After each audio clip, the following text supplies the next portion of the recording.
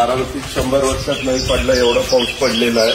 आता आम्ही सगळे बघितलेलं आहे. स्ट्रक्चर ऑडिट करावं लागेल. ते केले कोण आहेत त्यांच्याकडनं आम्हाला ड्रॉइंग घ्यावे लागतील. आमचे पीडब्ल्यूडीचे एक्झिक्युटिव्ह इंजिनियर डेप्युटी इंजिनियर सगळे बरोबर आहेत. हे सगळं केल्यानंतर आपल्याला कळेल की कितपत धोका त्या ठिकाणी निर्माण झालेला आहे. एक गोष्ट चांगली आहे की पलीकडं काळवट फार वर आहे, म्हणजे खाली सगळं हार्ड आहे. त्याच्यावर जर आज पाऊस थांबला, उद्या थांबला 2-4 दिवस तर कोरडं झाल्यानंतर फरक पडेल. पण तरी देखील इथं सध्या तुम्ही नातेवाईकांच्याकडे किंवा कुणाकडे राहिलेलं जास्त बरं, उगीच धोका नको. कारण आज तारीख 26 आहे. 28 तारखेला पुन्हा पाऊस सांगितलेला आहे जोरात. रेड अलर्ट काही भागामध्ये सांगितलेला आहे. तर सगळ्या नागरिकांना माझी विनंती आहे की तुम्ही पण सहकार्य करा.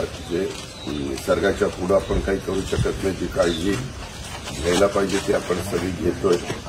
पण तुम्ही घाबरून जाऊ नका. काही असेल तर ताबडतोब प्रांत तुमचे मामलेदारचे, चीफ ऑफिसरचे, राठोडांचे, इचरच्या पीआयचे 5 साही नंबर देऊन ठेवा. आपले सुभाष पाटलाचे, अमोल पाटलाचे. पण ते लिहिताना पीडब्ल्यूडी, प्रांत, तहसीलदार, चीफ ऑफिसर, नगर परिषद, म्हणजे मग कुठल्या संबंधित असेल तर त्यांना पोलीस, असं ते सोपं जाईल लोकांना.